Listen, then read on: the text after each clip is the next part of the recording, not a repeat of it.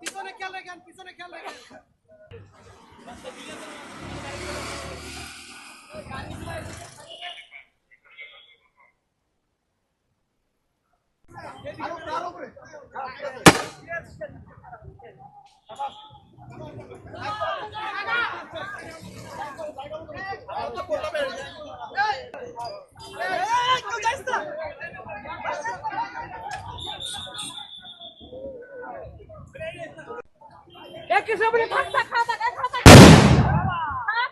একদম গুচ্ছা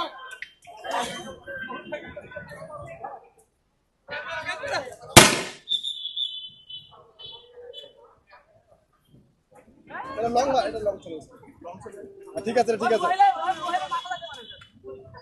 আমাদের সমস্যা ছিল না, আমাদের ওই জায়গায় ঢুকার কথা ছিল, আমাদের ঢুকতে দেওয়া হয় না। আমাদের আইন শৃঙ্খলা বাহিনী আমাদের বলেছে যে আপনারা 10টা মিনিট দাঁড়ান, আমরা ভিতর থেকে অনুমতি নিয়ে আসি। তারপরে আমরা 10 মিনিটের জায়গায় আমরা ওই জায়গায় 3 ঘন্টা অপেক্ষা করেছি, তারপরে আমাদের ঢুকতে দেওয়া হয় নাই। বরং আমাদের ভিতরে যারা ছিল আহত যোদ্ধারা, তাদেরকে ভিতর থেকে মেরে লাঠিচার্জ করে গুলিবিদ্ধ করে বাহিরে বের করে দিয়েছে। তো তার জন্য মানে ওনারা যেভাবে আমাদের উপরে আইন শৃঙ্খলা বাহিনী হয়ে ওনারা যেভাবে আমাদের উপর লাঠিচার্জ করছে, ওনারা আইন শৃঙ্খলা বাহিনী হয়েই ওনারা যদি বিশৃঙ্খল সৃষ্টি করে, তাহলে আমরা সাধারণ জনগণকে বসে থাকবো। জুলাই সনদ নিয়ে কোন রকমের সংকট আপনারা দেখেন কিনা? যে কারণে আপনারা এই কি সংকট? কারণ জুলাই সনদে কোনো জুলাই আহত তাদের কোনো কথা উল্লেখ করা হয়নি। আমাদের মূল দাবি যেটি ছিল সেটি হলো জুলাই সনদে আহতদের রাষ্ট্রীয় স্বীকৃতি, সম্মাননা ও রাষ্ট্রীয় নিরাপত্তা দিতে হবে। এটি আমাদের মূল দাবি।